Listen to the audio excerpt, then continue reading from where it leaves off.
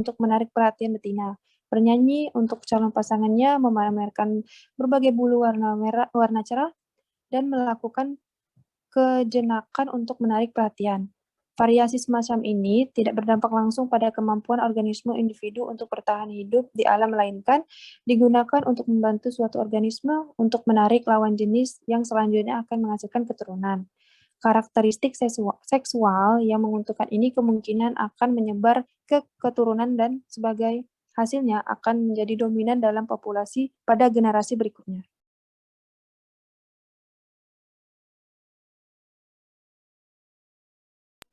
Selanjutnya akan dibacakan oleh Tuti. Pada Tuti Darwin mencatat bahwa isolasi adalah kunci seleksi alam, karena menciptakan situasi di mana beberapa individu tinggal di daerah tertentu di mana tidak ada organisme baru yang akan diperkenalkan. Di daerah terpencil, variasi yang menguntungkan akan memungkinkan organisme untuk bertahan hidup di lingkungan tertentu. Seiring waktu, variasi ini menyebar ke seluruh spesies, membuat organisme tampak beradaptasi sempurna dengan lingkungannya.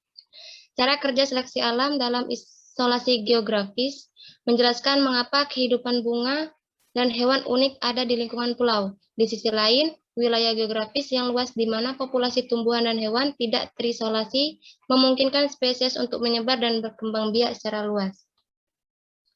Selanjutnya,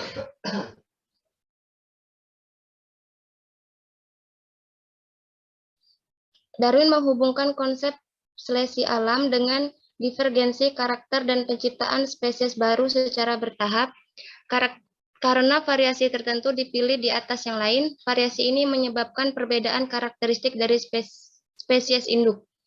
Variasi tambahan kemudian menyebabkan lebih banyak divergensi, dan ketika beberapa variasi menyebar dan meluas, yang lain mati sebagai akibat dari perjuangan untuk eksistensi dan batas-batas pertumbuhan populasi.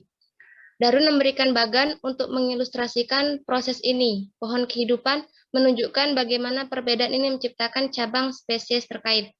Beberapa cabang berakhir saat spesies punah, sementara cabang lain berkembang biak seiring lebih banyak subspesies berkembang. Dan spesies baru menjadi spesies induk, dan akhirnya divergensi menjadi begitu besar sehingga spesies baru muncul. Baiklah, sekian materi yang bisa kami sampaikan. Selanjutnya, saya akan membuka sesi pertanyaan dengan dua penanya. Bagi teman-teman ada yang ingin bertanya, saya persilakan. Izin bertanya. Ya, baiklah, pada Kosil. Pada PPT tadi kan dijelaskan contoh adaptasi dari burung dan lain sebagainya. Pertanyaan saya, apakah ada contoh terbaru di masa sekarang ini mengenai hewan yang mengalami adaptasi dengan lingkungan sekitarnya? Terima kasih. Baiklah, terima kasih pada Kosil. Satu penanya lagi, apakah ada yang ingin bertanya? Izin bertanya. Ya, dipersilakan pada Nur Hasana. Baiklah, terima kasih sebelumnya. Tadi dari PPT itu terdapat bahwa alam juga dapat membatasi spesies dengan tidak memberikan karakteristik yang menguntungkan pada mereka. Nah, kita ketahui bahwasanya karakteristik yang tidak menguntungkan dari setiap habitat spesies itu kan pasti beda-beda tuh. Nah, boleh nggak dicontohin salah satu karakter yang tidak menguntungkan dari satu spesies gitu di habitatnya? Terima kasih. Baiklah, terima kasih kepada Nur Hasana dan Cecilia. Untuk pertanyaannya akan dijawab setelah semua kelompok telah melakukan sesi diskusi. Terima kasih.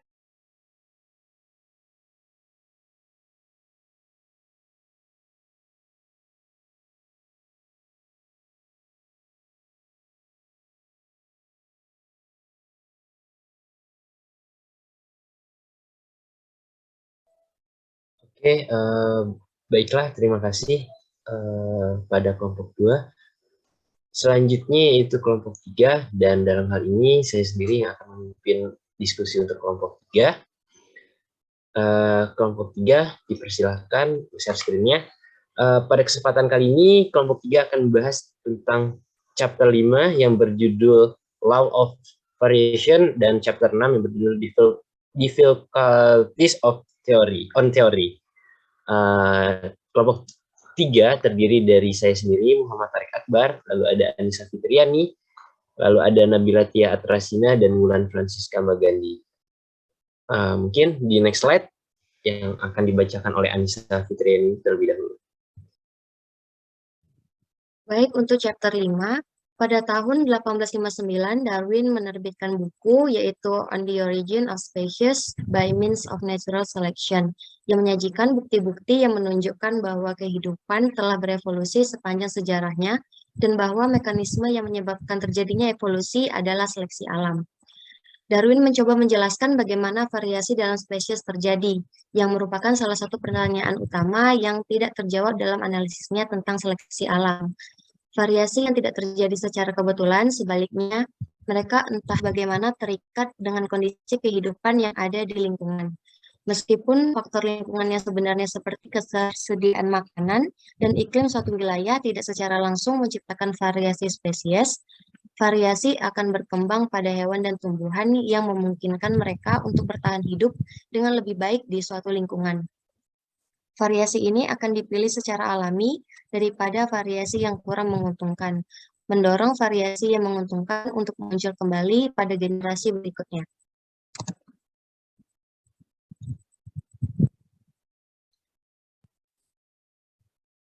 Darwin memberikan beberapa gagasan tentang bagaimana variasi ini dapat terjadi.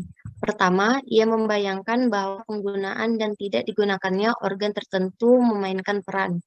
Dia memberikan banyak contoh hewan dan organ yang tidak digunakan, seperti burung yang hidup di tanah, serangga dengan sayap yang tidak berguna untuk terbang, hewan pengerat yang hidup di bawah tanah dengan mata yang ditutupi kulit atau bulu, dan hewan yang hidup di goa yang buta. Darwin mengatakan kurangnya penggunaan dapat menyebabkan organ dimodifikasi. Demikian pula sayap besar dapat ditemukan pada burung terbang dan serangga, yang mungkin disebabkan oleh penggunaan organ yang meningkat oleh hewan tersebut. Darwin menjelaskan variasi ini sebagai efek kebiasaan. Dengan kata lain, ia menyarankan bahwa penggunaan organ yang signifikan dapat mengubah strukturnya dengan cara menguntungkan. Modifikasi dari penggunaan dan tidak digunakannya ini harus diwariskan agar seleksi alam bekerja.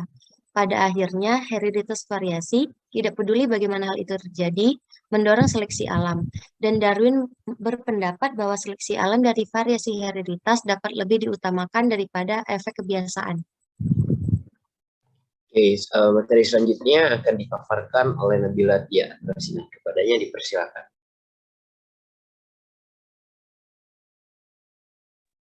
Darwin juga mencatat bahwa sebagian besar variasi terjadi pada organ spesies tertentu yang sangat berkembang. Organ yang paling banyak digunakan suatu spesies, seperti sayap pada burung terbang, telah rentan terhadap variasi di masa lalu dan masih menunjukkan tingkat variabilitas yang tinggi.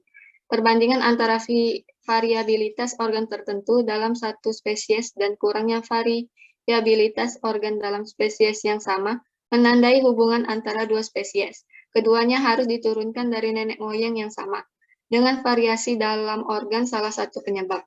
Perkembangannya yang berbeda dari yang lain, Darwin mencatat bahwa kadang-kadang suatu spesies akan kembali ke karakteristik nenek moyang awalnya. Misalnya, garis-garis dapat muncul pada kuda yang diturunkan dari zebra, atau warna kebiruan dapat muncul pada merpati yang diturunkan dari merpati batu biru. Sementara alasan pembalikan ini tetap tidak diketahui. Darwin berhipotesis bahwa kecenderungan ke arah karakteristik masa lalu ini harus tetap ada dalam suatu spesies, bahkan jika karakteristik tersebut tidak aktif selama ratusan tahun. Next. Darwin menganalisis hubungan antar spesies melalui perbedaan variasi mereka. Dia menggambarkan kasusnya untuk keturunan dengan modifikasi dengan menjelaskan bagaimana organ yang berkembang pada spesies tertentu sangat bervariasi dibandingkan dengan organ yang tidak berkembang pada spesies yang sama. Dan dengan menjelaskan bagaimana modifikasi dapat memisahkan spesies dari waktu ke waktu. Diskusi Darwin tentang pengembalian ke karakteristik dari spesies sebelumnya menunjukkan bahwa Bukti bagaimana satu spesies dapat diturunkan dari induk melalui kemunculan kembali karakteristik dari spesies induk pada generasi berikutnya. Meskipun Darwin masih tidak menjelaskan bagaimana variasi terjadi, analisisnya tentang variasi herediter membantu memperkuat teori seleksi alam dengan menjelaskan bagaimana variasi menghubungkan spesies yang terpisah melalui hereditas. Oke, baiklah. Selanjutnya akan dipaparkan oleh Wulan. Kepadanya dipersilakan. Darwin juga membahas keberadaan orang yang tidak berkembang dan tidak berguna. Berbeda dengan organ yang sangat kompleks yang jelas merupakan produk seleksi alam. Organ yang tidak berkembang dan tidak berguna menunjukkan bahwa beberapa sifat mungkin menguntungkan pada satu titik dan akhirnya berkurang pentingnya seiring waktu. Terutama, Darwin berpendapat bahwa sains tidak selalu dapat mengasumsikan pentingnya atau tidak pentingnya variasi tertentu. Beberapa organ yang ditransmisikan ke suatu spesies tetapi tidak berguna untuknya, mungkin berguna bagi luhur yang jauh, apalagi beberapa modifikasi yang menurut kita penting bisa jadi tidak penting sama sekali. Pengabdian variasi yang tidak berguna atau acak menggambarkan salah satu prinsip seleksi alam, bahwa seleksi karakteristik yang menguntungkan membuat suatu spesies lebih baik daripada sebelumnya, tetapi tidak menciptakan kesempurnaan langsung dalam suatu spesies. Karakteristik sisa mungkin tetap ada, selama tidak membahayakan spesies. Pada akhirnya, karakteristik sisa ini berfungsi sebagai pengingat akan sangat sedikitnya perubahan yang terjadi oleh seleksi alam dari waktu ke waktu. Tujuan seleksi alam adalah untuk membuat setiap spesies menjadi lebih baik, bukan untuk menghasilkan kesempurnaan dengan segera. Hanya seiring waktu, spesies menjadi sempurna beradaptasi dengan lingkungan mereka. Next.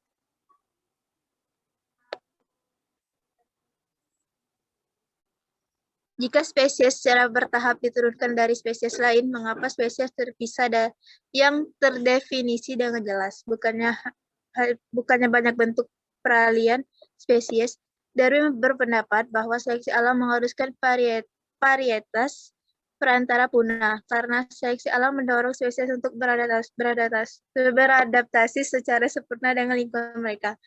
Lingkungan tertentu mendukung beberapa karakteristik dan lingkungan lain mendukung yang lain, memungkinkan spesies untuk menyimpang berdasarkan lingkungan mereka yang terpisah. Karakteristik yang disukai di lingkungan masing-masing ini akan menjadi lebih menguntungkan daripada karakteristik perantara manapun.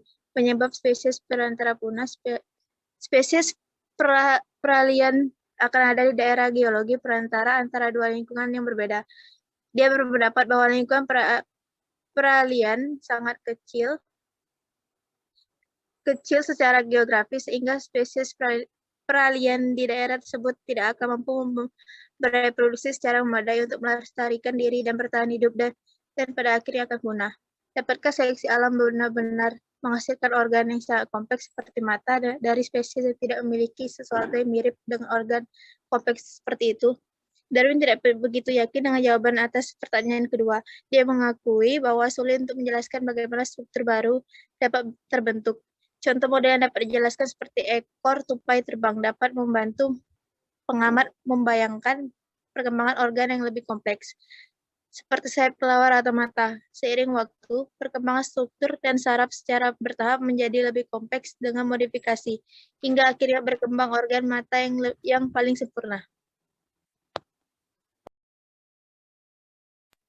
Oke, dari pemaparan chapter 5 dan 6 tadi dapat kita simpulkan bahwasanya diskusi Darwin tentang ketidaksempurnaan seleksi alam memberikan wawasan tentang hubungan antara seleksi alam dan kemajuan. Meskipun seleksi alam tidak secara otomatis menciptakan spesies yang beradaptasi dengan sempurna, seleksi alam tidak pernah memiliki karakteristik yang melukai spesies tersebut dan membiarkannya memiliki kesempatan yang lebih kecil untuk bertahan hidup. Oleh karena itu, seleksi alam memastikan bahwa setiap spesies meningkat, bukannya memburuk dibandingkan dengan nenek moyangnya. Oke. Mungkin pemaparan untuk chapter 5 dan chapter 6 dicukupkan terlebih dahulu. Kepada teman-teman, jika ada yang ingin ditanyakan, saya persilakan. Izin bertanya, kelompok. Silakan Risma. Oke, mungkin tadi teman-teman dari kelompok 3 ya, ada bahas di PPT-nya bahwa di situ Darwin mencatat bahwa kadang-kadang suatu spesies akan kembali ke karakteristik nenek moyang awalnya, padahal mereka itu udah berjarak ratusan tahun kayak gitu. Mungkin untuk pertanyaannya, bagaimana sih karakter suatu spesies itu dapat mirip dengan nenek moyangnya? Padahal kan tadi jaraknya sudah ratusan tahun. Kenapa dia tidak mirip dengan induknya saja yang jaraknya itu lebih dekat kayak gitu? Adakah faktor tertentu yang mempengaruhi hal tersebut? Oke, itu untuk pertanyaannya. Makasih. Oke, terima kasih atas pertanyaannya. Selanjutnya mungkin dari teman-teman jika ada yang masih ingin ditanyakan, boleh nih.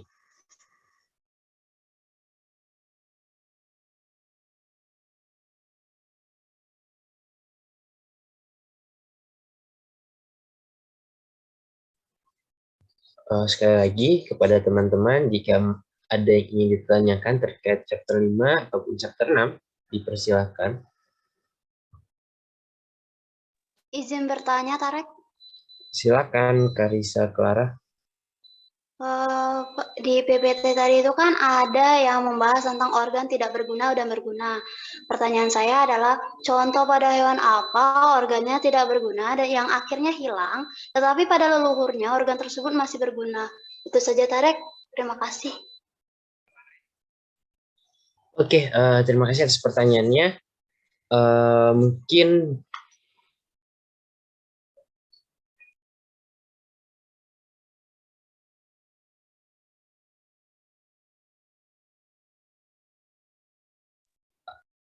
Oke, karena sudah 2 pertanyaan, kita cukupkan dulu ya pertanyaannya, yang nantinya akan kami jawab di sesi akhir nanti.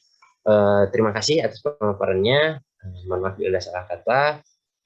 Kita lanjutkan ke chapter 7 dan 8. Untuk kelompok 4, saya persilakan. Baik, terima kasih Tarek atas kesempatannya. Sebelumnya saya buka dulu. Assalamualaikum warahmatullahi wabarakatuh. Saya perwakilan dari kelompok 4 ingin menyampaikan hasil diskusi kelompok kami mengenai review buku On the Origin of Species dengan anggota kelompok Cecilia Nurjana, Mutiara Anggraini, Fatimah Vitasari, dan saya sendiri Nurul Andrea Rahmat.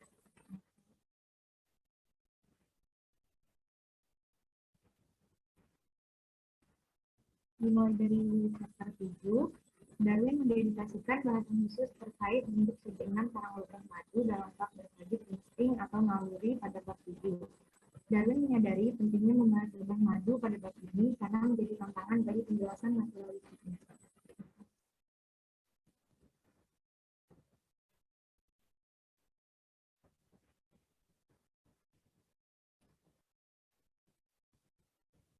Selanjutnya, Darwin tidak mendefinisikan naluri atau insting secara lugas di sini. Ia hanya mengartikan dengan kebiasaan atau habit atau keadaan alamiah atau state of nature. Darwin pun menolak anggapan bahwa naluri diperoleh dari sananya dan tidak dapat diubah. Dengan kata lain, naluri dapat diubah dengan seiringnya keadaan. Atau juga, Darwin ingin menunjukkan bahwa naluri alamiah seperti naluri membuat sarang logam madu yang kompleks sejatinya lahir dari proses iteratif yang sederhana, dan segala macam habit atau state of nature bisa berubah jika diharapkan pada kondisi seleksi alam versi Darwin. Tentunya, untuk membuat teorinya tersebut, Darwin harus mengambil konsentrasi sarang logam madu. Maka, Darwin perlu membuktikan 2 hal. Yang pertama, bagaimana bentuk sarang lebah berkembang seiring berjalannya waktu. Yang kedua, bagaimana lebah madu membangun sarangnya dengan kerangka teori naluri yang berkembang.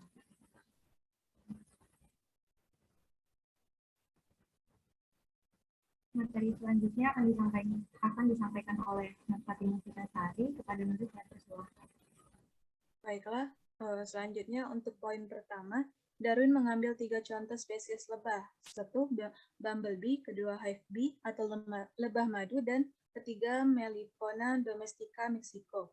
Selanjutnya, Bumblebee memiliki sarang yang berbentuk cenderung setengah bola, sementara sarang lebah madu berbentuk segi 6 dengan piramida belah ketupat di ujung selnya. Sementara itu, sarang Melipona mengambil bentuk pertengahan, yaitu silinder untuk sel yang kecil berguna untuk meneteskan larva, dan setengah bola untuk sel yang besar, berguna untuk menyimpan madu. Disinilah kemudian Darwin berteori bahwa naluri lebah didapatkan dari proses seleksi alam. Dengan kata lain, naluri lebah membuat sarang berevolusi dari acak dan sederhana, yaitu sarang setengah bola bumblebee, menjadi teratur dan kompleks, sarang segi 6 lebah madu.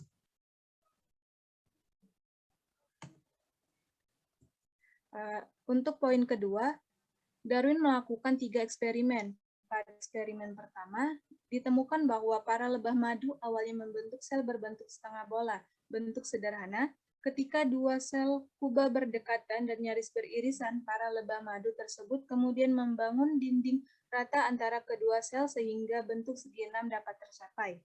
Pada eksperimen kedua, Darwin memberi lebah madu lapisan lilin yang tipis. Jika para lebah madu membangun sarang seperti biasa dan mencoba membangun piramida belah ketupat di dasar sel, maka sel tersebut akan jebol. Akan tetapi, para lebah madu justru beradaptasi dengan membuat sel yang lebih pendek dan memiliki dasar yang lebih rata.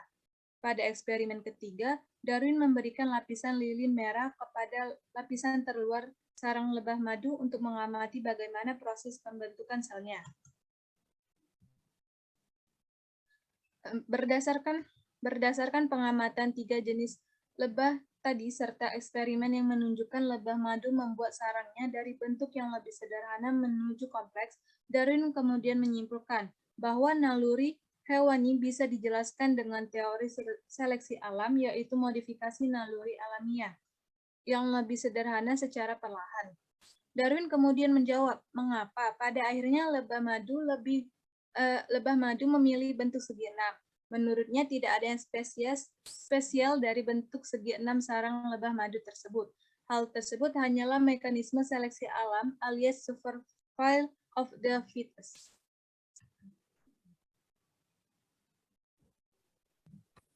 Selanjutnya kita mau ke chapter 8 yang pertama akan disampaikan oleh Cecil. Pada Cecil, saya kita silakan. Selanjutnya, seperti yang diketahui pada umumnya bahwa ketika spesies disilangkan, terdapat kualitas kemandulan yang telah diberkahi secara khusus. Sesuai dengan teori seleksi alam, bahwa kemandulan bukanlah kualitas yang diberkahi secara khusus, melainkan suatu perbedaan. Terdapat 2 fakta yang fundamental berupa sterilitas 2 spesies ketika pertama kali disilangkan dan sterilitas hibrida yang dihasilkan dari spesies itu sendiri. Setiap spesies memiliki organ reproduksi yang sempurna, namun ketika terjadinya proses penyilangan akan menghasilkan sedikit keturunan atau tidak sama sekali. Ada 2 kasus yang membuktikan hal ini, yaitu pada kasus pertama, spesies yang membentuk embrio merupakan spesies yang sempurna, sedangkan pada kasus kedua, spesies tidak berkembang sama sekali atau tidak berkembang sempurna.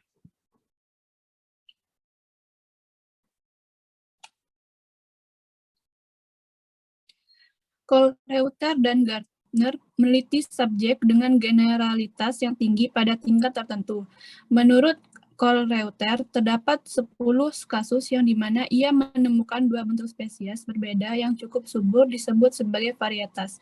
Sedangkan menurut pendapat Gardner, ia membantah 10 kasus Colreuter, dan ia menghitung beberapa benih lalu meneliti dan menunjukkan bahwa ada tingkat kemandulan. Gardner melakukan perbandingan pada maksimum benih yang dihasilkan oleh 2 spesies ketika proses penyilangan. Selain itu, ada pendapat dari Hahn dan W. Herbert yang menyimpulkan bahwa beberapa hibrida sangat subur, seperti spesies induk murni. Hahn dan W. Herbert bereksperimen pada beberapa spesies yang sama, seperti yang dilakukan Gardner. Perbedaan dalam hasil mereka bisa disebabkan oleh keterampilan hortikultura yang tentunya berbeda. Sebagian besar hewan peliharaan telah diturunkan dari 2 atau lebih spesies asli. Sejak bercampur dengan persilangan, spesies asli harus pada awalnya menghasilkan hibrida yang cukup subur, atau hibrida pada generasi berikutnya harus menjadi cukup subur di bawah domestikasi. Berdasarkan pandangan tentang asal-usul banyak hewan domestik kita ini, kita harus melepaskan kepercayaan akan sterilitas yang hampir universal dari spesies hewan yang berbeda ketika disilangkan. Atau kita harus melihat kemandulan, bukan sebagai karakteristik yang tak terhapuskan, tetapi sebagai salah satu yang mampu dihilangkan dengan domestikasi. Hibrida dari dua spesies sangat sulit untuk dihilangkan, dan yang jarang menghasilkan keturunan, umumnya sangat steril, tetapi paralelisme antara kesulitan pembuatan persilangan pertama dan sterilitas hibrida yang dihasilkan dua kelas faktor yang umumnya dikacaukan bersama-sama sekali tidak ketat. Yang dimaksud dengan istilah afinitas sistematis, kemiripan antara spesies dalam struktur dan konstitusi, lebih khusus lagi dalam struktur bagian-bagian yang sangat penting secara fisiologi dan yang sedikit berbeda pada spesies-spesies yang bersekutu. Beberapa spesies memiliki kekuatan persilangan yang luar biasa dengan spesies lain. Spesies lain dari genus yang sama memiliki kekuatan yang luar biasa untuk menunjukkan kemiripan mereka pada keturunan hibrid mereka. Tetapi kedua kekuatan ini sama sekali tidak harus berjalan bersama-sama. Fasilitas untuk membuat persilangan pertama antara dua spesies tidak selalu diatur oleh afinitas sistematis atau tingkat kemiripan satu sama lain. Pernyataan terakhir ini jelas dibuktikan dengan persilangan timbal balik antara dua spesies sama, karena menurut spesies satu atau yang lain digunakan sebagai ayah atau ibu.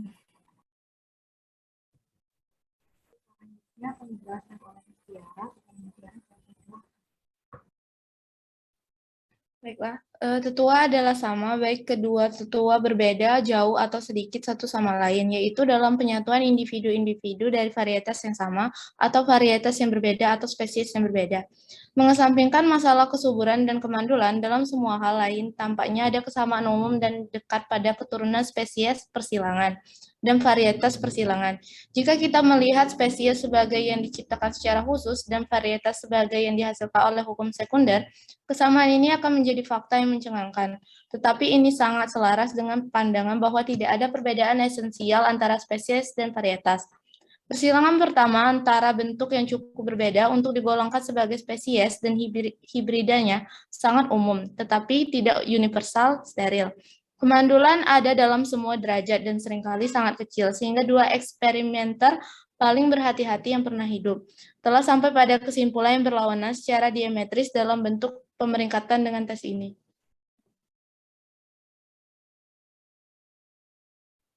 Kemandulan adalah variabel bawaan pada individu dari spesies yang sama dan sangat rentan terhadap kondisi yang menguntungkan dan tidak menguntungkan. Tingkat kemandulan tidak secara ketat mengikuti afinitas sistematis, tetapi diatur oleh beberapa hukum yang aneh dan kompleks. Kemampuan satu spesies atau varietas untuk mengambil yang lain ada ketahui dalam sistem vegetatif mereka. Sehingga dalam persilangan, fasilitas yang lebih besar atau lebih kecil dari satu spesies untuk bersatu dengan yang lain adalah kebutuhan pada perbedaan yang tidak diketahui dalam sistem reproduksi mereka. Kemandulan persilangan pertama antara spesies murni yang sistem reproduksinya sempurna tampaknya tergantung pada beberapa keadaan. Dalam beberapa kasus, sebagian besar pada kematian dini embrio. Kemandulan hibrida yang sistem reproduksinya tidak sempurna dan yang sistem ini dan seluruh organisasinya terganggu oleh pencampuran dua spesies yang berbeda, tampaknya berkaitan erat dengan kemandulan yang sering mempengaruhi spesies murni ketika mereka kondisi alam kehidupan telah terganggu.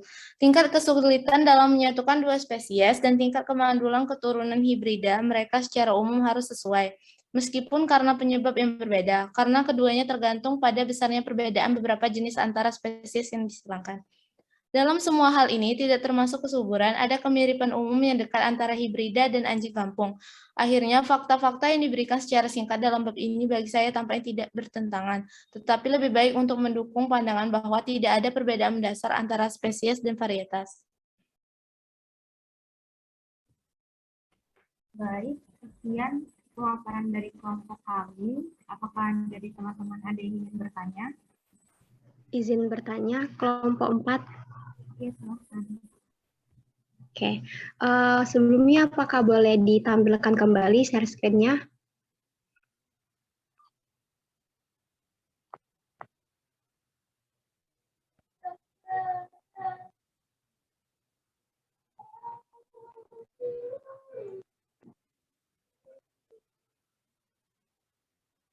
Oke, terima kasih. Di bagian tuh di bawah lagi Nur. Nah, ya di sini. Nah, di sini kan ada, nah ya itu Nur.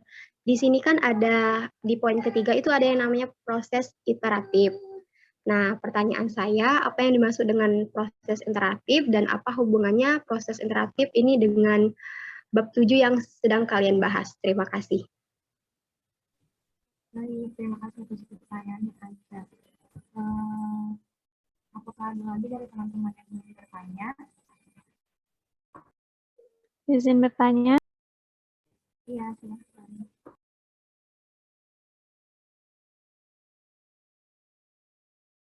Baiklah, tadi kalau nggak salah itu ada membahas tentang kemandulan ya. Nah, menurut kalian apa yang menyebabkan kemandulan pada spesies tersebut? Dan apakah kelompok kalian itu setuju dengan apa yang dijelaskan pada buku Darwin tersebut? Terima kasih. Terima kasih atas pertanyaannya. Dan pertanyaannya akan kami skip terlebih dahulu dan akan dijawab pada akhir pertemuan setelah semua kelompok selesai memaparkan materi masing-masing. Terima kasih atas perhatiannya. Mohon maaf apabila ada kesalahan kata. Saya tutup. Wassalamualaikum warahmatullahi wabarakatuh. Waalaikumsalam warahmatullahi wabarakatuh. Baik, terima kasih pemaparannya kelompok 4. Selanjutnya kita di kelompok 5, yaitu akan membahas tentang chapter 9 dan 10. Kepadanya dipersilakan.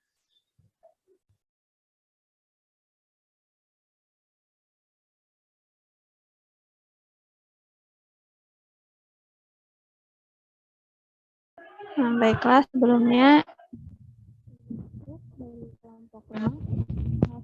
saya buka. Assalamualaikum warahmatullahi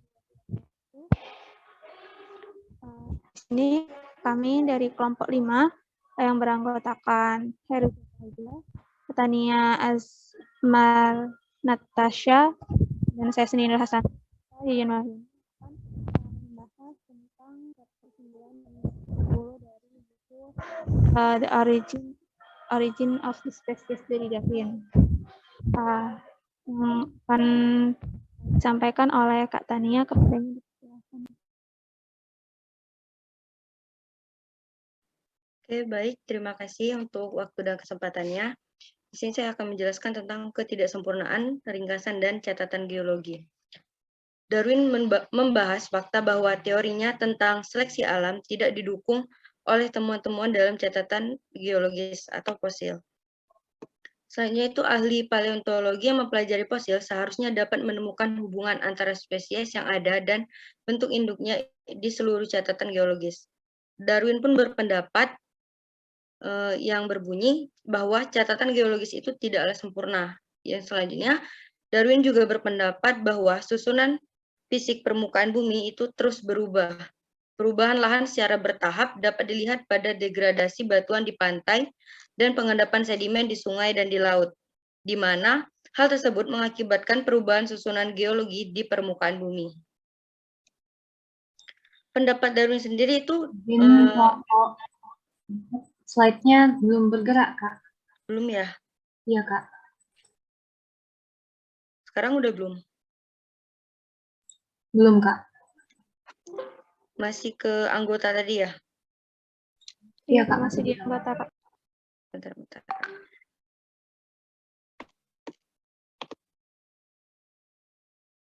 Sekarang udah belum? Udah, Kak.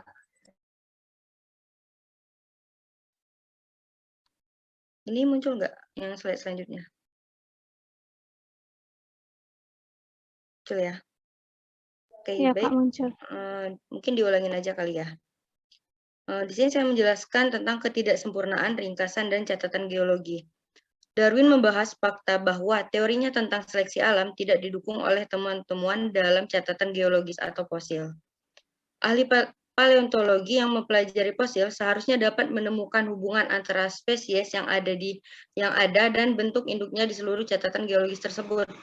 Darwin pun berpendapat, di mana pendapat pertama itu adalah catatan geologis itu tidaklah sempurna. Yang kedua, susunan fisik permukaan bumi itu terus berubah. Susunan fisik permukaan bumi yang terus berubah itu bisa dilihat pada perubahan lahan secara bertahap, yang dimana bisa kita lihat pada degradasi batuan di pantai dan pengendapan sedimen di sungai dan di laut, di mana hal tersebut mengakibatkan perubahan susunan geologi di permukaan bumi. Selanjutnya itu ada pendapat Darwin, di mana pendapat Darwin itu berbunyi jumlah perubahan yang telah terjadi di permukaan bumi telah ada selama beberapa tahun yang tidak terduga, sehingga jumlah perubahan yang telah ada termasuk jumlah spesies yang terbentuk, berkembang, dan akhirnya punah tidak terbatas dibandingkan kepemilikan fosil di museum geologi. Sisa-sisa fosil dapat musnah karena membusuk dan pengaruh osilasi dari permukaan laut. Ketidaklengkapan catatan fosil tersebut membuat sulitnya membedakan antara spesies dan varietasnya. Untuk slide selanjutnya itu akan dijelaskan oleh kelompok saya yang lain. Maaf sebelumnya Kak, untuk slide keempatnya, itu slide-nya nggak gerak lagi Kak? Sekarang udah gerak belum? Nah, udah Kak. Berarti nggak usah Baiklah. giniin aja ya, giniin aja ya. Iya Kak.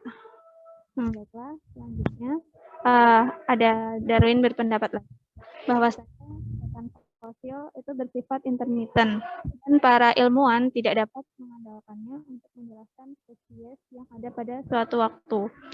Ketidaksempurnaan catatan geologis, para ilmuwan tidak dapat membuat asumsi tentang tanggal pembentukan spesies menurut posisi sisa-sisa spesies. Lalu Darwin memprediksi bahwa teori tentang perubahan lahan secara bertahap akan menciptakan sebuah revolusi dalam sains. Teori Lyell memberikan contoh perubahan formasi tanah seperti naik dan turunnya permukaan laut yang kemudian digunakan Darwin sebagai bukti dalam teori evolusinya.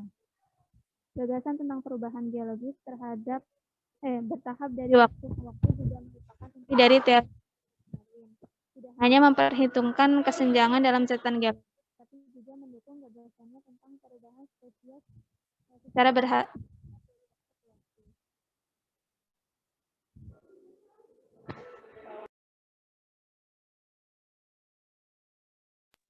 Kemudian chapter 10 tentang spesies geologi, Darwin menekankan bahwa pembentukan spesies adalah proses yang bertahap. Saat modifikasi perlahan berkembang dari waktu ke waktu, spesies baru datang untuk menggantikan yang lama, sehingga menyebabkan kepunahan spesies yang lebih tua dan kurang berkembang. Modifikasi baru menghasilkan spesies yang lebih kompleks dan berkembang sempurna, dan seiring waktu, banyak spesies yang terbentuk, menciptakan rantai keturunan yang membentuk pola yang menghubungkan spesies lama dengan spesies baru. Semuanya memulai mekanisme seleksi alam. Darwin menganggap bahwa proses kepunahan itu misterius karena Darwin sendiri tidak dapat membedakan jenis kondisi yang tidak menguntungkan apa yang menyebabkan kepunahan spesies tertentu.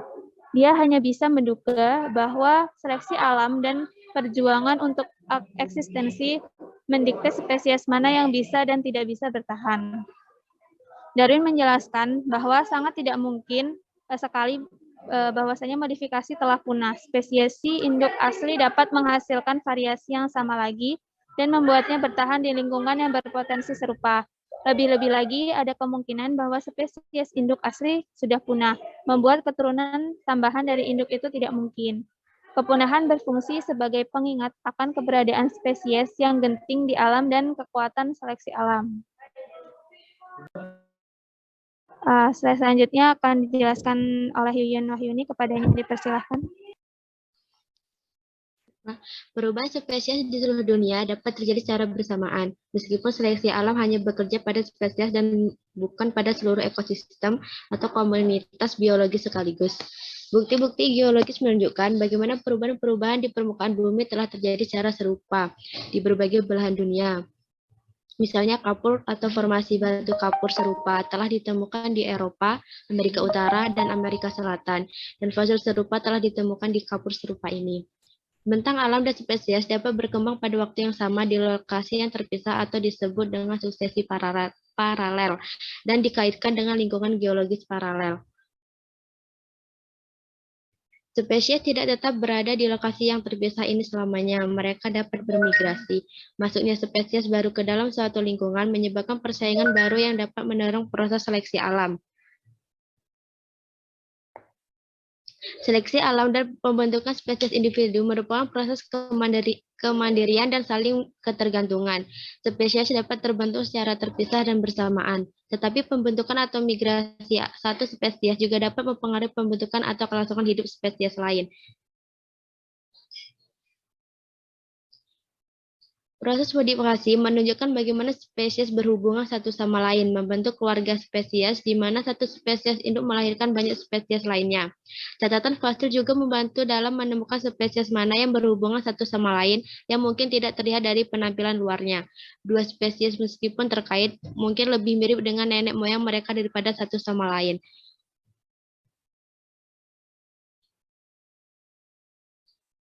Keturunan dengan modifikasi selalu mengarah pada kompleksitas yang lebih besar dan peningkatan menyeluruh pada spesies yang bertahan hidup dan berkembang biak. Tentu saja tidak semua spesies yang ada saat ini berada dalam bentuk yang paling berkembang. Faktanya, Darwin menyimpulkan bahwa seiring waktu, dengan perubahan kondisi geologis dan pengenalan spesies baru melalui migrasi, bentuk spesies yang kurang kompleks akan punah, meninggalkan spesies yang lebih kompleks dan sangat berkembang. Darwin mencatat bahwa bentuk-bentuk yang lebih lemah masih ada karena spesies berkembang hanya sejauh kebutuhan lingkungan dan ketersediaan variasi. Memungkinkan mereka. Cukup, terima kasih. Saya balikan kepada Nur Hasanah. Baiklah, sekian presentasi dari kelompok kami. Pada teman-teman yang ingin bertanya, dipersilahkan. Izin bertanya. Ya, disilahkan kepada Mutiara. Mengapa sifat fosil sebentar. Mengapa Darwin berpendapat bahwa sifat fosil intermiten sehingga para ilmuwan tidak dapat menjelaskan spesies pada suatu waktu? Terima kasih. Baiklah, terima kasih kepada Muti. Kepada teman-teman yang lain yang ingin bertanya, dipersilahkan. Izin bertanya kelompok 4. Iya, dipersilahkan Risma.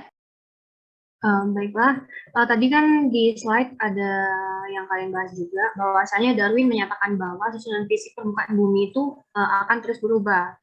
Nah, jadi yang ingin saya tanyakan itu menurut kelompok 4, faktor apa saja yang mempengaruhi perubahan tersebut berdasarkan teori evolusi? Ini itu pertanyaannya, terima kasih.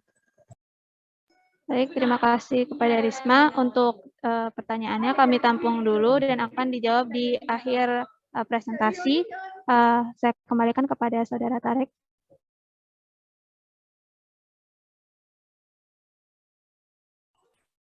Baiklah, terima kasih atas kelompok 5 yang telah memaparkan chapter 9 dan 10. Selanjutnya itu kelompok 6.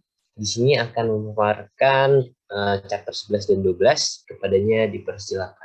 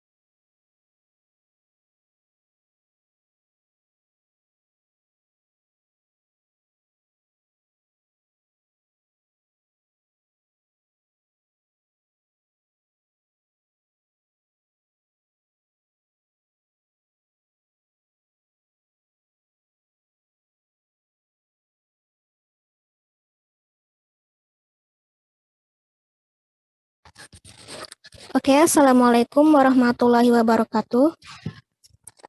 Terima kasih kepada teman-teman yang sudah menyempatkan hadir di presentasi hari ini. Sebelumnya izinkan saya memperkenalkan anggota kelompok saya. Yang pertama yaitu ada saya sendiri, Dea Mawarda Resti Putri. Yang kedua itu ada Nadia Izatunisa. Yang ketiga ada Maulidia Azahra. Yang ketiga yaitu ada Kak Tegar Adi Wibowo.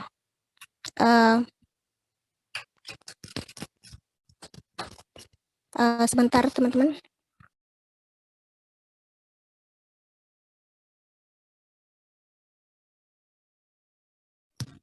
Oke, di sini kelompok 6 akan memaparkan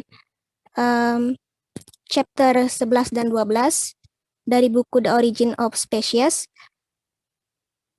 Untuk pemaparan pertama saya serahkan kepada Nadia Izatunisa. Persilakan.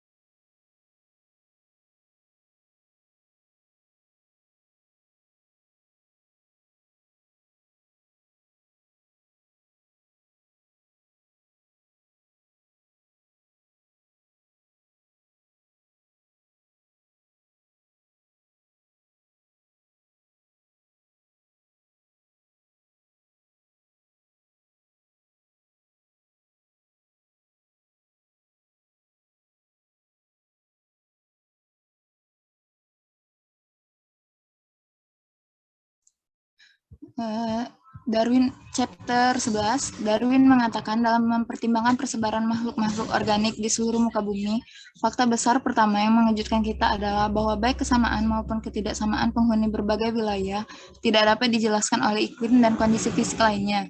Di belahan bumi selatan, jika kita membandingkan sebidang tanah yang luas di Australia, Afrika Selatan, dan Amerika Selatan bagian barat, antara garis lintang 25 derajat dan 35 derajat.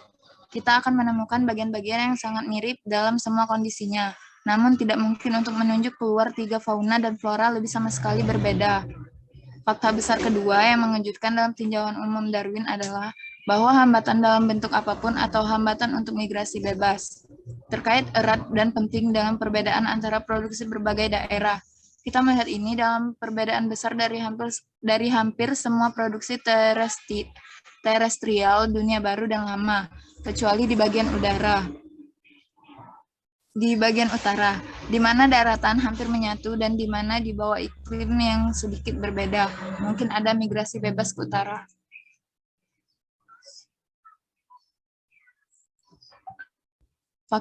Fakta besar ketiga adalah afinitas produksi dari benua atau laut yang sama. Meskipun spesies itu sendiri berbeda pada titik dan stasiun yang berbeda, ini adalah hukum banyaknya. Namun demikian, para naturalis dalam perjalanan misalnya dari utara ke selatan tidak pernah gagal untuk dikejutkan oleh cara di mana kelompok-kelompok makhluk yang berurutan, yang secara khusus berbeda, namun jelas terkait saling menggantikan.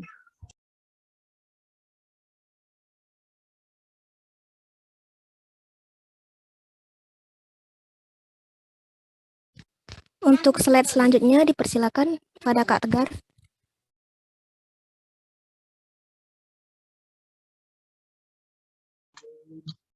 Berdasarkan pandangan-pandangan ini, jelaslah bahwa beberapa spesies dari genus yang sama, meskipun menghuni tempat-tempat yang paling jauh di dunia, pada mulanya pasti berasal dari sumber yang sama, karena mereka diturunkan dari nenek moyang yang sama. Dalam kasus spesies-spesies tersebut yang telah mengalami superiority geologis tetapi sedikit modifikasi, tetapi banyak kesulitan untuk meyakini bahwa mereka mungkin telah bermigrasi dari wilayah yang sama.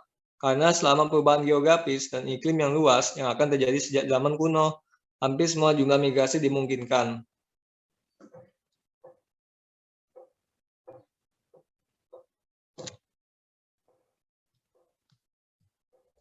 Selanjutnya, tetapi jika spesies yang sama dapat diproduksi dari dua titik yang berbeda, mengapa kita tidak menemukan satu mamalia pun yang umum di Eropa dan Australia atau Amerika Selatan? Kondisi kehidupan hampir sama sehingga banyak hewan dan tumbuhan Eropa yang telah dinaturalisasi di Amerika dan Australia, dan beberapa tanaman asli yang sama persis di titik-titik jauh di sebelahan bumi utara dan selatan ini. Jawabannya, seperti yang Darwin yakini, adalah bahwa mamalia belum dapat bermigrasi, sedangkan beberapa tumbuhan dari berbagai cara penyebarannya telah bermigrasi melintasi antar ruang yang luas dan rusak.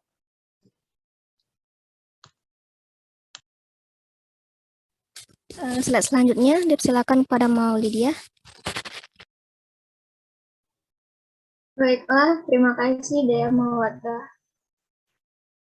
Selanjutnya yaitu jika iklim sejak periode glasial pernah dalam derajat apapun lebih hangat daripada saat ini. Seperti yang diyakini oleh beberapa ahli geologi di Amerika Serikat, terutama dari distribusi fosil Gnatodon, maka produksi Arktik dan beriklim sedang akan pada periode yang sangat terlambat telah berbaris lebih jauh ke utara, dan kemudian mundur ke rumah mereka sekarang. Tetapi, Darwin tidak menemukan bukti yang memuaskan sehubungan dengan periode interkalasi yang sedikit lebih hangat ini, sejak periode glasial. Kemudian bentuk-bentuk Arktik selama migrasi banyak ke selatan dan migrasi kembali ke utara akan terpapar pada iklim yang hampir sama dan seperti yang harus diperhatikan. Mereka akan tetap berada dalam satu tubuh. Akibatnya, hubungan timbal balik mereka tidak akan banyak terganggu dan sesuai dengan prinsip-prinsip yang ditanamkan dalam buku ini. Mereka tidak akan banyak berubah. Next.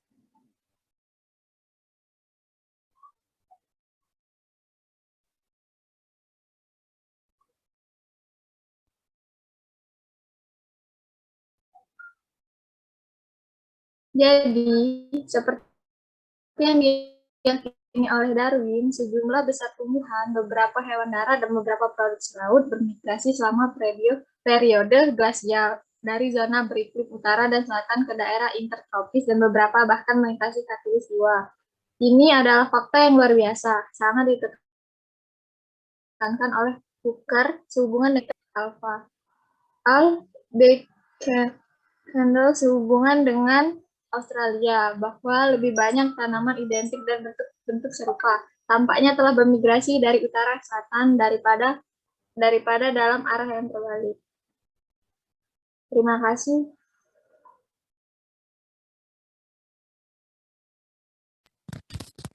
Semua jenis spesies yang menghuni pulau-pulau samudra jumlahnya lebih sedikit dibandingkan dengan spesies-spesies yang berada di wilayah benua yang sama. Kendall mengakui ini untuk tanaman dan Wollaston untuk serangga. Jika kita melihat ke stasiun Selandia Baru yang berukuran besar dan bervariasi, membentang lebih dari 780 mil garis lintang dan membandingkan tanaman berbunga hanya 750 jumlahnya dengan yang berada di arca yang sama di Tanjung Harapan atau di Australia. Meskipun di pulau-pulau samudra jumlah jenis penghuninya sedikit, proporsi spesies endemik atau yaitu yang tidak ditemukan di tempat lain di dunia seringkali sangat besar. Jika kita membandingkan misalnya jumlah kerang darat endemik di Madeira atau burung endemik di Kepulauan Galapagos dengan jumlah yang ditemukan di benua manapun. Lalu membandingkan luas pulau-pulau itu dengan luas benua. Next.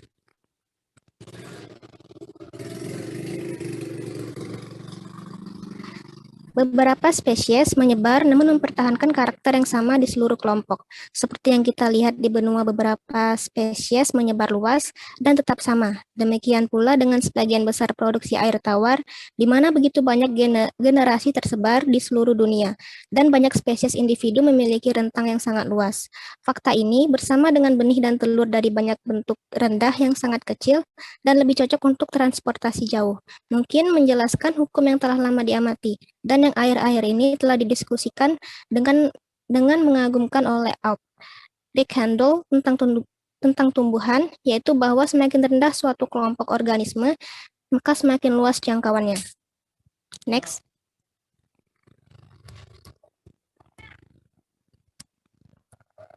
Kesimpulan dari chapter ini yaitu kesamaan maupun ketidaksamaan penghuni berbagai wilayah tidak dapat dijelaskan oleh iklim dan kondisi fisik lainnya. Hambatan dalam bentuk apapun atau hambatan untuk migrasi bebas terkait erat dan penting dengan perbedaan antara produksi berbagai daerah, afinitas produksi dari benua atau laut yang sama. Meskipun spesies itu sendiri berbeda pada titik dan stasiun yang berbeda, spesies dari genus yang sama, meskipun menghuni tempat-tempat yang paling jauh di dunia, pada mulanya pasti berasal dari sumber yang sama karena mereka diturunkan dari nenek moyang yang sama. Mungkin sekian pemaparan dari kelompok kami. Kepada teman-teman yang ingin bertanya, dipersilahkan. Saya izin bertanya. Ya, silakan. Kan di poin-poin PPT kalian itu ada kata-kata artik ataupun bentuk-bentuk artik. Tolong jelaskan apa itu artik dan apa saja bentuk-bentuk artik tersebut. Terima kasih. Oke, terima kasih kepada Saudari Aisyah Fitri. Mungkin satu pertanyaan lagi kepada teman-teman. Izin bertanya. Ya, dipersilahkan. Baik. Menurut De Candelo tentang tumbuhan yaitu bahwa semakin rendah suatu kelompok organisme maka semakin luas jangkauannya. Pertanyaannya, adakah contoh dari pernyataan De Candelo tersebut? Terima kasih. Oke, terima kasih pada teman-teman yang sudah bertanya. Untuk pertanyaan tadi akan kami jawab pada akhir presentasi nanti. Mungkin saya kembalikan kepada Saudara Tarik sebagai moderator.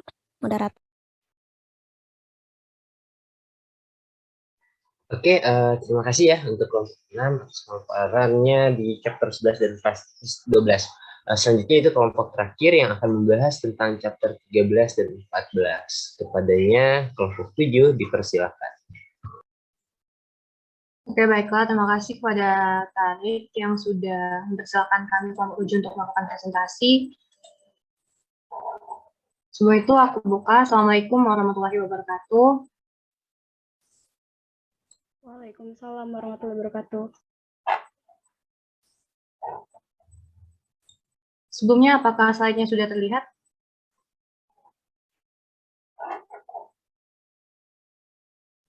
Sudah, Risma. Sudah ya.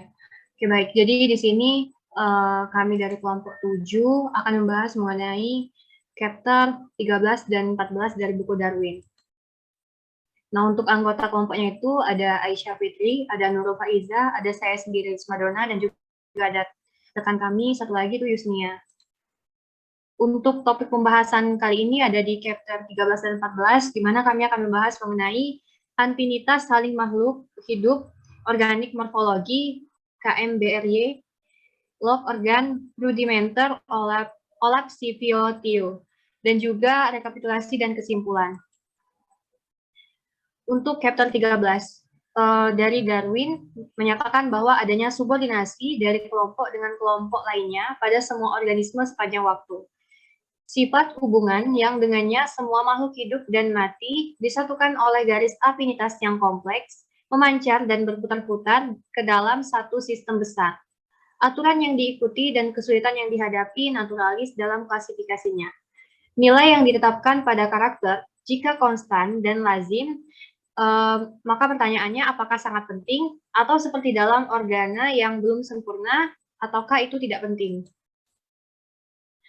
Posisi yang luas dalam nilai antara karakter analogis atau adaptif dan karakter afinitas sejati. Aturan-aturan lain semacam itu semuanya secara alami mengikuti pandangan asal-usul yang sama dari forma yang dianggap oleh naturalista sebagai sekutu, bersama dengan modifikasinya melalui seleksi alam dengan kemungkinan kepunahan yang berbeda, ya kepunahan dan perbedaan karakternya. Untuk selanjutnya akan dilanjutkan oleh Nurul Faiza. Dalam mempertimbangkan pandangan klasifikasi, itu harus diingat bahwa unsur keturunan itu telah digunakan secara universal. Nah, dalam menyusun peringkat bersama jenis kelamin, agen, dan varietas yang diakui dari spesies yang sama. Adapun perbedaannya mereka sebenarnya. Penggunaan elemen keturunan ini satu-satunya penyebab kesamaan yang diketahui secara pasti pada makhluk-makhluk organisasi. Nah, kita akan memahami apa yang dimaksud dengan sistem alami. Itu adalah silsilah dalam peraturannya yang dicoba dengan tingkat perbedaan yang diperoleh. Pada pandangan yang sama juga tentang keturunan dengan modifikasi, semua fakta besar dalam morfologi menjadi dapat dipahami. Apakah kita bisa melihat pola yang sama yang ditampilkan dalam organ homolog? Nah, untuk apa tujuan yang diterapkan dari spesies yang berbeda dari suatu kelas atau pada bagian homolog yang dibangun pada pola yang sama pada setiap individu hewan maupun tumbuhan, ataupun umum mengawasi pada periode yang sangat awal diwarisi pada periode yang sesuai. Selanjutnya akan dibacakan oleh Aisyah Fitri. Faktor 14. Rekapitulasi kesulitan teori pemilihan alam, rekapitulasi keadaan umum dan khusus yang menguntungkannya. Penyebab umum keyakinan kekekalan spesies, seberapa jauh teori seleksi alam dapat diperpanjang, pengaruh adopsi pada studi sejarah alam, keterangan penutup. Fakta-fakta utama dan direferensi direkapitulasi secara singkat, bahwa banyak dan keberatan berat dapat diajukan terhadap teori keturunan dengan modifikasi melalui seleksi alam. Kasus-kasus kesulitan khusus dalam teori seleksi alam, dan salah satu yang paling aneh adalah keberadaan 2 atau 3 kasta pekerja atau betina mandul pada komunitas semut yang sama. Sehubungan dengan kemaluan spesies yang hampir universal ketika pertama kali diselangkan, yang membentuk begitu kontras dengan kesuburan varietas yang hampir universal ketika disilangkan. Selama sebagian besar mata rantai antara 2 spesies tidak diketahui, jika salah satu mata rantai atau varietas peralihan ditemukan, itu hanya akan diklasifikasikan sebagai spesies lain dan berbeda. Hanya sebagian kecil dari dunia yang telah dieksplorasi secara geologis. Hanya makhluk organik dari kelas tertentu yang bisa berusia. Selanjutnya akan dilanjutkan oleh Yusnia. Jika manusia dapat dengan kesabaran memilih variasi yang paling berguna bagi dirinya sendiri, alam harus gagal dalam memilih variasi yang berguna. Perbedaan kecil yang menjadi ciri varietas dari spesies yang sama cenderung ditambah menjadi perbedaan yang lebih besar yang menjadi ciri spesies dari genus yang sama. Varietas baru dan yang lebih baik pasti akan menggantikan dan memusnahkan varietas yang lebih tua. Hukum yang kompleks dan sedikit diketahui yang mengatur variasi adalah sama, sejauh yang dapat kita lihat, dengan hukum yang telah mengatur produksi apa yang disebut bentuk-bentuk khusus. Jika spesies hanya ditandai dengan baik dan variasi permanen, kita dapat segera melihat mengapa keturunan mereka yang disilangkan harus mengikuti hukum kompleks yang sama dalam derajat dan jenis kemiripan mereka dengan orang tua mereka. Selama periode awal sejarah bumi, ketika bentuk kehidupan mungkin lebih sedikit dan lebih sederhana, laju perubahannya mungkin lebih lambat. Rasio pertambahan yang begitu tinggi sehingga menyebabkan perjuangan hidup dan sebagai akibat dari seleksi alam yang mengakibatkan divergensi sifat dan kepunahan bentuk-bentuk yang kurang berkembang.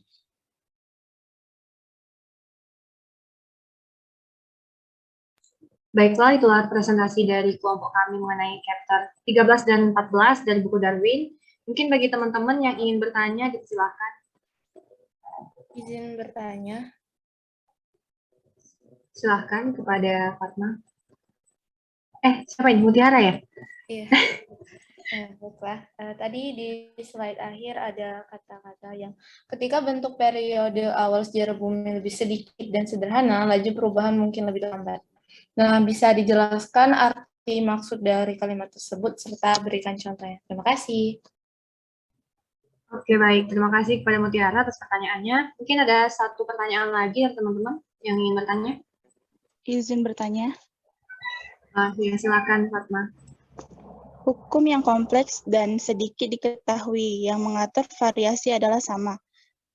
Sejauh yang dapat kita lihat dengan hukum yang telah mengatur produksi, apa yang disebut bentuk-bentuk khusus? Pertanyaannya, bentuk-bentuk khusus apa yang dimaksud dari hukum yang kompleks ini? Terima kasih. Oke, baik. Terima kasih untuk Fatma dan juga Mutiara yang sudah bertanya. Mungkin untuk pertanyaannya akan dijawab pada sesi akhir nanti, sesi diskusi. Untuk itu, sekian pemaparan dari kelompok kami. Kurang lebihnya mohon maaf. Saya tutup. Wassalamualaikum warahmatullahi wabarakatuh. Dikembalikan. Waalaikumsalam warahmatullahi wabarakatuh. Terima kasih Risma. Tadi merupakan kelompok terakhir ya yang membahas tentang chapter 13 dan 14. Maka dari itu sekarang tibalah kita di sesi jawab untuk pertanyaan-pertanyaan yang telah dilontarkan di masing-masing kelompok. Pertanyaan pertama itu pertanyaan yang ditujukan untuk kelompok 1 tadi, mungkin boleh dijawab dari teman-teman kelompok 1. Baik, terima kasih. Saudara Tarik. Ya, untuk kelompok 1, pertanyaan dari Risma akan dijawab oleh Saudara Clara. Kepada Saudara Clara, saya persilakan. Baik, Aisyah, izin sebelumnya untuk menjawab pertanyaan pertama dari Risma, di mana pertanyaan tersebut mengacu pada PPT yang menyebut tentang penyimpangan. Ia bertanya tentang penyimpangan seperti apa dan berikan contohnya. Di sini penyimpangan itu terjadi pada suatu gen atau makhluk itu sendiri, di mana hal ini juga dapat dipengaruhi oleh perubahan iklim atau perubahan cara bertahan hidup oleh makhluk tersebut. Hal ini dapat dilihat pada contoh hewan ngengat, di mana hewan ngengat yang hidup pada daerah hutan atau gelap, biasanya sayapnya akan berevolusi menjadi lebih gelap untuk berkamuflase. Sedangkan hewan ngengat yang hidup di daerah yang lebih terang, seperti padang rumput, sayapnya akan lebih terang, yang biasanya berwarna putih daripada ngengat hutan yang berwarna lebih gelap, yang biasanya berwarna coklat gelap. Kamuflase ini dilakukan untuk bertahan hidup dari perubahan lingkungan ataupun perubahan iklim yang terjadi, di mana jikalau kita dapat membayangkan ngengat pada padang rumput jika ada pada hutan yang hingga pada suatu pohon, ia akan sangat terlihat mencolok dan dapat dengan mudah diserang oleh mangsanya. Untuk sekian pertanyaan dari Risma, sekiranya dapat.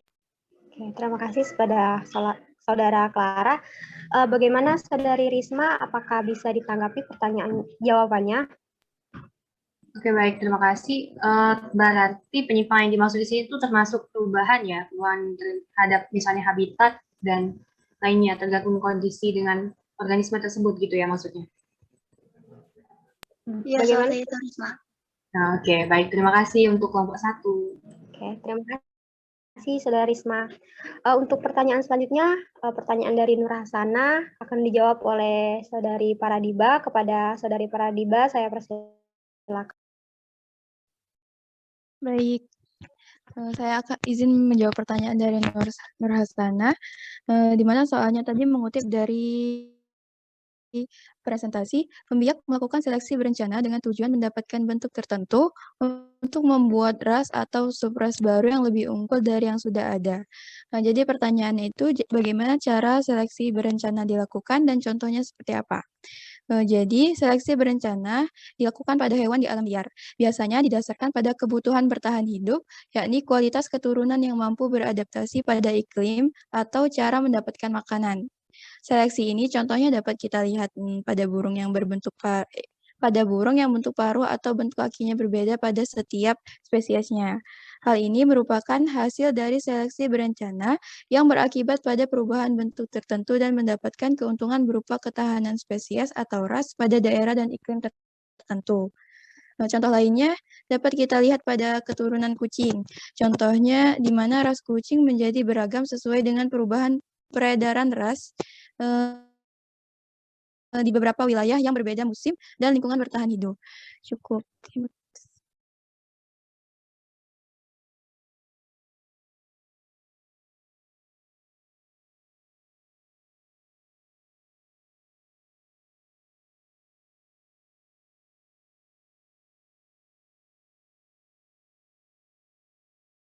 Terima kasih untuk Saudara Paradiba atas jawabannya.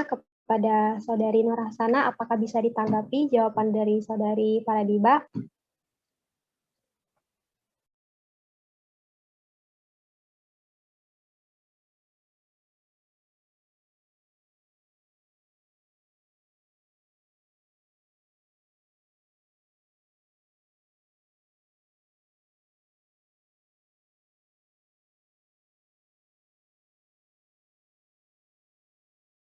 Lagi, apakah bisa ditanggapi jawaban dari Saudara Paradiba?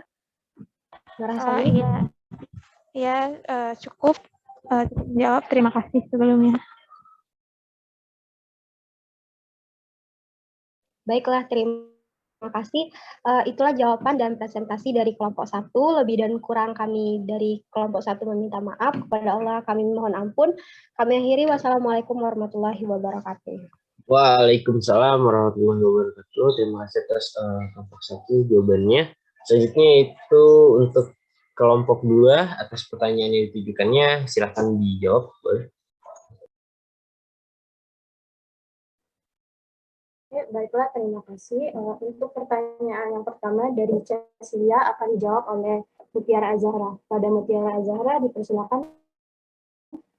Baiklah, saya akan menjawab pertanyaan dari Cecilia yang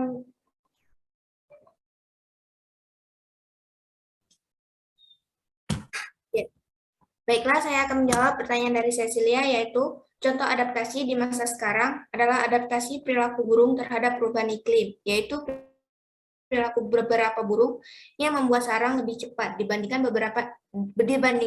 dari beberapa dekade sebelumnya. Hal ini disebabkan karena semakin cepatnya kedatangan musim panas. Mungkin sekian. Terima kasih. Kepada Cecilia, apakah ada yang ingin ditanggapi? Cukup jelas, terima kasih. Terima kasih. Untuk pertanyaan kedua dari Nur Hasana akan dijawab oleh Tiara. Pada Tiara, dipersilakan. Baik, saya akan menjawab pertanyaan dari Nur Hasana, di mana pertanyaannya itu sebutkan karakter yang tidak menguntungkan untuk salah satu spesies. Contoh dari karakter yang tidak menguntungkan untuk salah satu spesies yakni hubungan antara nyamuk dengan manusia. Nyamuk itu akan menggigit dan menghisap darah pada manusia, bahkan pada jenis nyamuk tertentu dapat menyebabkan penyakit yang mematikan seperti demam berdarah atau malaria. Bagi nyamuk, hubungan ini menguntungkan karena bukan saja mendapat darah tetapi juga dapat berkembang biak. Namun, bagi manusia hubungan ini merugikan karena dapat terserang penyakit yang berbahaya. Itulah jawaban dari pertanyaan Nur Hasana. Kepada Nur Hasana, apakah ada yang ingin ditanggapi? Tidak ada, cukup menjawab. Baiklah, terima kasih kepada semuanya. Mungkin itu jawaban dan presentasi yang telah kami sampaikan dari kelompok 2. Saya akhiri. Wabillahi taufiq wal hidayah. Wassalamualaikum warahmatullahi wabarakatuh.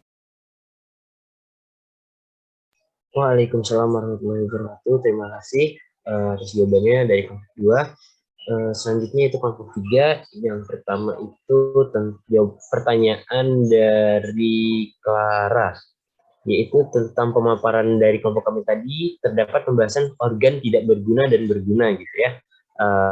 Yang pertanyaannya, contoh pada hewan apa organnya tidak berguna yang akhirnya hilang, tetapi pada leluhurnya organ tersebut masih berguna. Oke, baiklah, di sini kita memberikan contoh pada pandangan Darwinian mengenai kehidupan, juga memperkirakan bahwa transisi harus meninggalkan tanda-tanda dalam catatan fosil para ahli. Paleontologi telah menemukan banyak bentuk transisi yang menghubungkan fosil yang lebih tua dengan spesies modern. Misalnya ini pada hewan paus ya, berkembang dari nenek moyang yang di darat, suatu transisi evolusioner yang meninggalkan banyak tanda, termasuk bukti-bukti fosil. Para ahli paleontologi mengidentifikasi paus yang sudah punah yang memiliki tungkai belakang.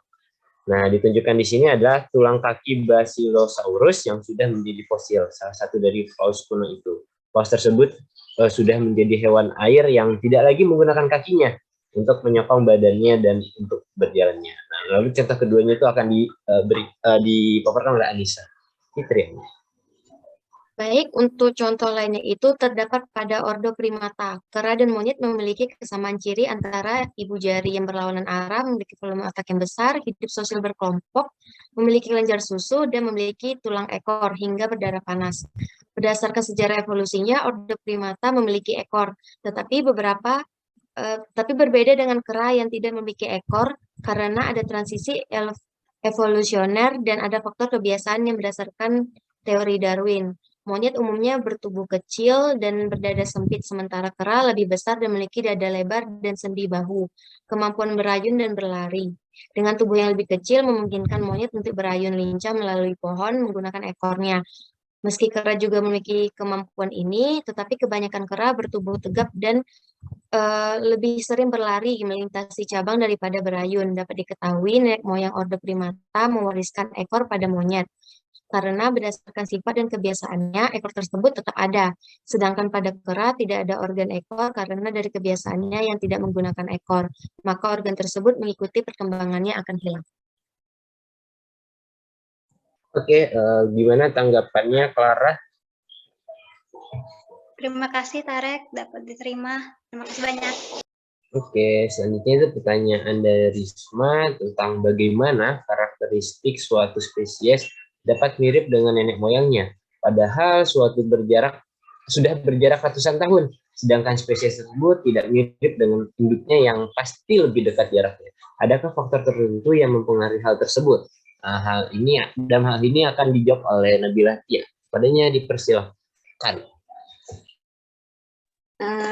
Jadi seperti yang kita ketahui bahwa suatu spesies membawa gen dari masing-masing orang tuanya, 50% dari orang ayah dan 50% dari ibunya. Dan ayah dan ibu tersebut juga akan membawa gen yang dari orang tua mereka 50%, 50%, dan kakek nenek kita pun akan membawa gen dari orang tua mereka dan seterusnya. Dari puluhan sampai ratusan generasi, DNA akan memiliki perpustakaan atau catatan gen yang tak terhingga sehingga akan membuat kombinasi yang tak terhingga pula. Nah, gen akan mengekspresikan sifat pada makhluk hidup dengan cara diterjemah melalui proses transkripsi DNA menjadi RNA dan dilanjutkan dengan tahap translasi untuk menerjemahkan sifat dan dibawa oleh DNA. Kemungkinan kebetulan DNA yang ditranskripsi adalah DNA dari nenek moyangnya. Seperti yang kita ketahui, dalam DNA makhluk hidup terdapat area lestari yang mana merupakan urutan basa nukleotida yang selalu diwariskan dari awal sampai akhir dan tidak pernah berubah. Oke, gimana Risma atas jawabannya? Oke, berarti dari poin ini tuh faktornya tuh yang mempengaruhi itu faktor gen ya. Faktor gen, dan itu berarti yang dominan pada saat itu gen yang dibawa oleh nenek moyangnya. Gitu gak sih maksudnya? Iya kan? Oke, baik, makasih jawabannya. Oke, terima kasih atas bagi Clara dan juga Risma atas pertanyaan-pertanyaannya. Semoga tadi jawaban yang kami berikan memuaskan. Mungkin cukup segitu presentasi pemaparan dari chapter 5 dan 6. Mohon maaf bila ada kekurangan dan pemaparan kami karena hanya Allah yang sempurna. Selanjutnya itu kelompok 4 yang membahas tentang chapter 7 dan 8. Pertanyaan-pertanyaan ditunjukkannya silahkan dijawab. Baik, terima kasih. Pertanyaan keempat itu ada 2, dan yang pertama akan dijawab oleh Mbak kita. Baiklah, pertanyaan pertama itu dari Aisyah. Pertanyaannya, apa yang dimaksud dari proses interaktif dan apa hubungannya dengan bab yang kami bahas. Jadi proses interaktif itu adalah proses pengulangan yang dilakukan untuk meningkatkan kualitas dari produk yang dibuat, sehingga hubungannya dengan bab yang kami bahas yaitu proses pengulangan yang dilakukan oleh lebah madu untuk membuat sarang lebah yang lebih kompleks yaitu dalam bentuk segi 6. Baiklah, cukup dari saya. Baik, selanjutnya saya akan menjawab pertanyaan dari Nur Hasana. Yang pertanyaannya, menurut kalian apa yang menyebabkan kemandulan pada spesies? Lalu apakah kalian setuju dengan apa yang dijelaskan pada buku? Kami setuju dengan pertanyaan yang ada di dalam buku karena kemandulan adalah variabel bawaan pada individu dari spesies yang sama dan sangat rentan terhadap kondisi yang menguntungkan dan tidak menguntungkan. Kemandulan tergantung pada beberapa keadaan. Dalam beberapa kasus, sebagian besar pada kematian dini embrio. Saya rasa cukup untuk Aisyah dan Nur Hasana. Apakah ada tanggapan atas jawaban dari pertanyaannya?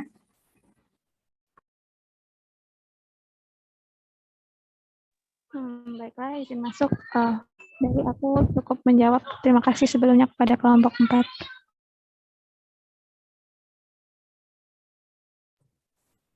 Baik, untuk Aisyah, apakah ada tanggapan pertanyaannya?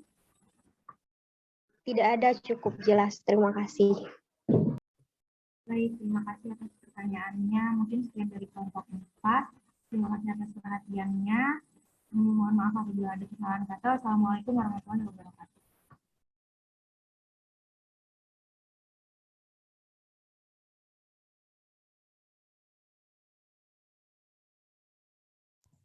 Terima kasih atas kelompok 4. Selanjutnya yaitu kelompok 5 yang membahas tentang chapter 9 dan 10. Kepadanya dipersilakan. Baiklah, sebelumnya bismillahirrahmanirrahim. Assalamualaikum warahmatullahi wabarakatuh. Kepada teman-teman semua, kami dari kelompok 5 izin menjawab pertanyaan dari teman-teman yang telah bertanya tadi. Pertanyaan saudari Risma Dona akan dijawab oleh Yuyun Wahyuni. Kepada Yuyun dipersilahkan. Baiklah, tadi saya punya pertanyaan dari Risma. Pertanyaannya tadi,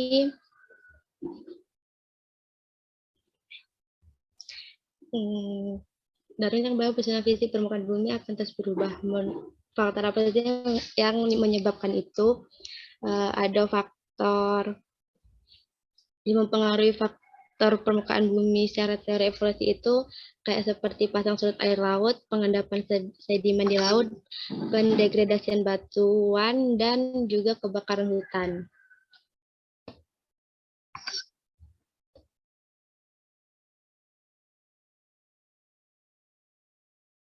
Baiklah, kepada saudari Risma, apakah ada yang ingin ditanggapi dari jawaban kelompok 5? Oke, baik. Mungkin sinyal aku agak kurang itu ya. Mungkin nanti bisa dibahas di luar forum aja buat lebih jelasnya lagi. Makasih jawabannya. Oke, sama-sama. Lanjut ke pertanyaan yang kedua, itu dari saudari Mutiara Anggraini, yang akan dijawab oleh saudara Heru. Kepada Heru, dipersilahkan. Baik, terima kasih.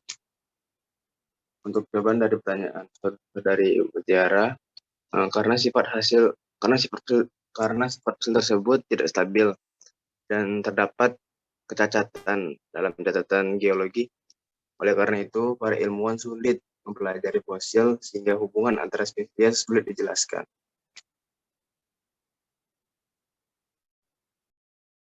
Baiklah, kepada saudari Mutiara Anggraini, apakah ada yang ingin ditanggapi dari jawaban kelompok 5? Tidak ada. Baik, terima kasih kepada kelompok 5. Baiklah, sekian jawaban dari kelompok 5. Saya selaku moderator mohon maaf apabila ada kesalahan. Saya akhiri. Wabillahi taufiq wal hidayah. Wassalamualaikum warahmatullahi wabarakatuh. Waalaikumsalam warahmatullahi wabarakatuh. Waalaikumsalam warahmatullahi wabarakatuh. Terima kasih atas kelompok 5. Selanjutnya ke kelompok 6 yang akan membahas chapter 11-12. Kepadanya dipersilakan. Terima kasih atas kesempatannya.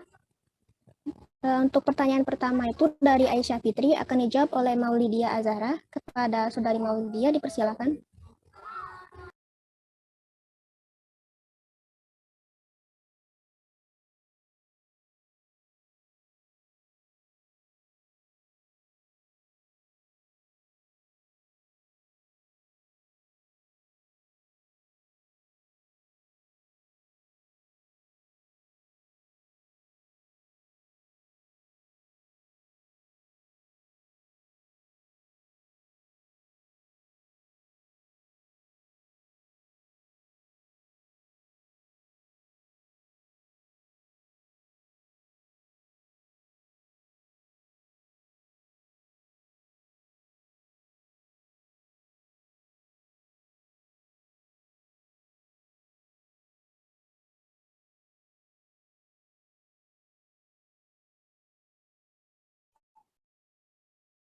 Oke, teman-teman, saya akan menjawab pertanyaan dari Aisyah Fitri tadi. Apa itu arkitik? Arkitik atau arktika adalah sebuah wilayah di sekitar kutub utara bumi.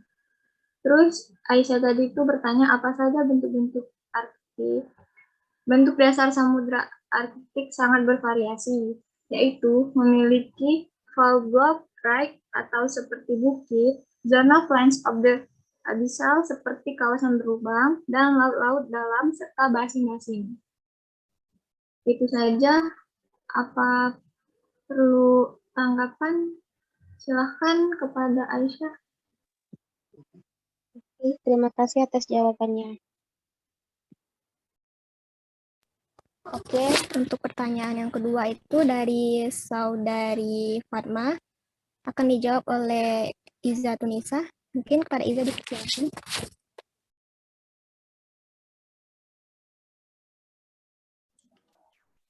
Baiklah, saya akan menjawab pertanyaan dari Fatma. Pertanyaannya tadi itu, adakah contoh dari pernyataan De Candello? Nah, contohnya itu pada tanaman lantana camara.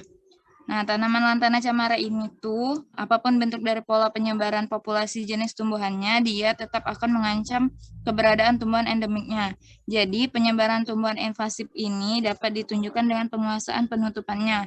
Semakin luas penyebarannya, berarti semakin luas penutupannya pada tempat tumbuhnya, sehingga jenis tumbuhan ini akan menjadi kompetitor bagi tumbuhan endemiknya. Oke, terima kasih Saudari Iza. Bagaimana? Apakah ada tanggapan dari Saudari Fatma? Cukup jelas, terima kasih. Oke, mungkin sekian pemaparan dari kelompok 6. Mohon maaf apabila ada kesalahan kata. Saya akhiri. Assalamualaikum warahmatullahi wabarakatuh. Waalaikumsalam warahmatullahi wabarakatuh.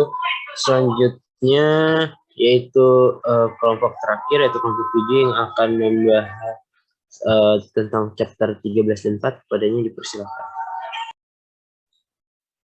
Baiklah, terima kasih untuk Tarik. Mungkin untuk pertanyaannya tadi ada 2 pertanyaan ya. Di sini pertanyaan dari dari Mutiara Anggra ini akan dijawab oleh Nurul Faiza. Silakan Nurul. Jadi saya akan menjawab pertanyaan dari Saudari Mutiara. Tadi kan di slide itu ada kalimat ketika bentuk periode awal sejarah bumi lebih sedikit dan sederhana, laju perubahan mungkin lebih lambat. Nah, ya seperti yang kita ketahui kan kalau misalkan awal perbentukannya si bumi, itu keadaannya belum menguntungkan untuk makhluk-makhluk hidup seperti hewan tingkat tinggi itu untuk tumbuh. Karena awal terbentuknya bumi itu masih berupa bola pijar yang panas, itu dengan suhunya bisa mencapai 4.000 derajat Celcius. Nah, sebab perputaran serta adanya gas yang menyelubungi bumi, suhu panas tersebut yang akan menyebabkan terjadinya penguapan. Jadi untuk seperti tumbuhan tingkat tinggi ataupun hewan tingkat tinggi itu belum bisa untuk hidup di bumi. Nah, perubahan yang dimaksud itu perubahan kayak mutasi. Tadi kan ketika bentuk periode awal sejarah bumi, artinya kan belum ada makhluk-makhluk yang mungkin hidup di bumi itu. Jadi laju perubahannya itu lebih lambat dibandingkan keadaan bumi sekarang yang lebih stabil untuk makhluk hidup bisa tumbuh. Sekian dari jawaban saya. Terima kasih. Baiklah, mungkin sedikit tambahan. Jadi dari jawaban Nurul tadi kan kata Mutiara menanya maksud kalimatnya. Jadi untuk contohnya ya, mungkin untuk tambahan contohnya, jadi perubahannya itu nggak langsung terjadi secara serta-merta kayak gitu. Jadi itu punya tahap. Misalnya saja nih untuk makhluk hidup yang ataupun manusia lah, manusia yang hidup pada zaman dahulu itu kan menggunakan pakaian yang mungkin apa ya, kayak dari dedaunan atau kulit hewan kayak gitu yang ada pada saat itu, dan itu tuh nggak langsung besok harinya pakai baju yang kayak kita pakai sekarang kayak gitu kan. Jadi semuanya itu butuh proses. Dari mungkin yang mereka itu pakai pakaian yang ada inisiatif dari makhluk lainnya kayak gitu, baru bisa sampai memakai pakaian yang modern kayak gitu. Jadi itu prosesnya lambat kayak gitu, nggak langsung terjadi dalam waktu yang singkat kayak gitu. Mungkin itu jawabannya untuk Mutiara. Baiklah, jawaban yang sangat lengkap sekali ya dari kelompok 7. Terima kasih atas jawabannya. Oke, baik, sama-sama. Nah, untuk selanjutnya pertanyaan dari Fatmawati ya. Tadi pertanyaan dari Fatmawati itu ada di slide. Namanya itu bentuk-bentuk khusus apa yang dimaksud dari hukum yang kompleks ini. Nah, jadi tadi kan udah dijelaskan juga di UPT bahwasannya hukum yang kompleks ini tuh membahas mengenai varietas yang baru. Dia itu pasti akan lebih baik dibandingkan dengan varietas yang lama. Nah, misalnya saja nih, tumbuh-tumbuhan yang ada pada zaman dahulu itu, berkaitan juga yang dijelaskan oleh Nurul Faiza tadi, dia itu apa namanya, bukanlah suatu spesies yang sempurna, maksudnya masih primitif kayak gitu. Mungkin dari bahas juga di sistematika tumbuhan kan, ada yang primitif dan juga ada yang udah sempurna kayak gitu. Nah, jadi seiring dengan berjalannya evolusi tadi, bentuk-bentuk perubahannya itu ialah tadi dari misalnya tumbuhan yang awalnya primitif menjadi tumbuhan yang lebih sempurna lagi, dia berevolusi kayak gitu. Mungkin itu untuk jawabannya, Fatma. Cukup jelas. Terima kasih kelompok 7. Oke, sama-sama. Baiklah, mungkin itu tadi untuk 2 pertanyaan sudah dijawab ya. Mungkin selanjutnya bisa aku kembalikan kepada Tare. Terima kasih. Oke, terima kasih atas kelompok 7. Dengan begitu berakhirlah sudah pemaparan diskusi kita pada sore hari ini. Dengan mohon maaf bila ada salah kata, dan mohon maaf bila ada penyampaian yang kurang berkenan dari masing-masing kelompok. Kepada Allah saya mohon ampun. Wassalamualaikum warahmatullahi wabarakatuh. Waalaikumsalam. Waalaikumsalam warahmatullahi wabarakatuh. Terima kasih Tarik dan teman-teman semua. Terima kasih guys.